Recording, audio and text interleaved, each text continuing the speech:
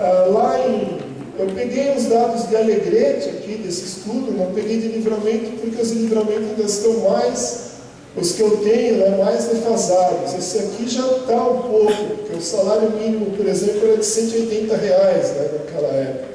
Então, o nível de reprodução social aqui seria mais ou menos o salário mínimo anual, né, contando o 13º aqui, que seria essa linha aqui, né? Então, nós vemos que existem sistemas aqui, produção de leite, por exemplo, que com menos de 20 hectares possibilitaria um produtor familiar sobreviver, né? Já outros sistemas um pouco mais extensivos, uma pecuária mista, leite e corte em torno de 20 hectares, e mesmo a pecuária extensiva, e nós temos muitos desses produtores, né, hoje eles estão reconhecidos até como categoria social, são produtores, pecuaristas familiares, aí precisaríamos em torno de 50 hectares, o que para essa região não é muito, né? Então, temos sim, mesmo naquela época lá, e dentro das limitações do nosso estudo, sistemas que possibilitam os agricultores familiares sobreviver e que poderiam servir de base para uma redistribuição fundiária importante nessas regiões. Já os sistemas patronais, né, a gente vê que as escalas de produção são diferentes. Aqui é um arroz que depende de barragem, né? Então o pessoal fala arroz de coxilha, o que é isso? Mas é só para distinguir daquele que é feito no banhado, sem apenas baseado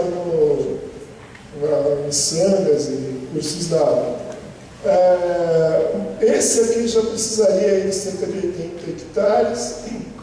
E aí, quando a gente entra na pecuária de corte, em sistemas com pecuária de corte, fica mais difícil ainda. 100, 200, 300 hectares. Então, realmente, os sistemas, para a gente poder, né, pensar em cultura familiar nessas regiões, temos que estudar os agricultores familiares, né? E não podemos nos basear naquilo que os patronais fazem. Isso é uma coisa importante, porque muitas vezes esses sistemas patronais, que não são analisados do ponto de vista econômico, principalmente em termos das escalas mínimas necessárias para se viabilizar, eles são pegos como modelos, né, pela assistência técnica. Isso é muito comum. Então, produzir arroz, então tem que ser que nem dos granjeiros e tal. Claro que quando chegar e fizer numa escala menor, não vai dar certo. E às vezes até depois culpam o agricultor porque não dá certo, né? Então a gente sabe também que tem uma série de problemas, né, de coisas que temos que discutir nas próprias políticas de assistência técnica, de como estabelecer estratégias de promoção da agricultura familiar. Está me cobrando tempo? Claro, já vai. Vamos adiante. Vamos ter que dar uma acelerada aqui. Bom, a questão da sustentabilidade, né? Eu coloquei na campanha gaúcha, mas na verdade é um pouco mais geral. Hoje em dia, eu acho que está se gestando no Brasil uma nova onda de modernização da agricultura. E talvez ela seja tão, ou até mais avassaladora do que a primeira onda. E o mote disso aí vai ser a sustentabilidade. Já dizem hoje que o Brasil tem a produção agrícola mais sustentável do mundo. O modelo de desenvolvimento nosso mais sustentável. Porque nós temos a energia, a produção de energia, em grande parte baseada em fontes renováveis, né, hidrelétrica e biocombustíveis. Temos condições, aí começam, né, de diminuir bastante as emissões de metano pela pecuária, de carbono, pela preservação das matas, o reflorestamento. Então parece que o Brasil está no caminho certo, aí, com o agronegócio no caminho da sustentabilidade.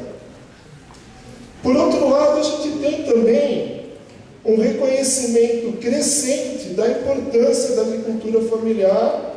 Temos políticas que se estabeleceram e que se expandiram, temos um ministério hoje dedicado a isso, e essas duas coisas estão caminhando paralelamente. Mas, claro, com uma hegemonia do agronegócio, que no meu entendimento, né, pelo que a gente percebe, quando entrar em discussão essa questão da sustentabilidade, esse projeto aqui vai ser um arraso. Vamos lá. Então, o que seria? Desculpe aí, as bases desse projeto, né? Em primeiro lugar, o otimismo tecnológico. A questão da sustentabilidade é uma questão técnica, tecnológica. Para cada problema, teremos uma solução. Temos muita emissão de gás, então vamos mudar a pecuária, fazer mais confinamentos para usar menos capim, né, para diminuir a emissão. Os bois vão arrotar menos, vão liberar menos metano. Para a questão da fixação de gás carbônico, vamos plantar mais florestas, e assim por diante. Para cada problema, uma solução técnica é possível, segundo essa visão. E essas soluções técnicas sempre nos levam a exacerbar ainda mais o produtivismo já presente na agricultura. Então, para a pecuária de corte, né, são essas soluções que eu estava dizendo: maior uso de insumos de origem industrial ainda, para evitar a utilização de novas terras e aumentar a fixação de CO2.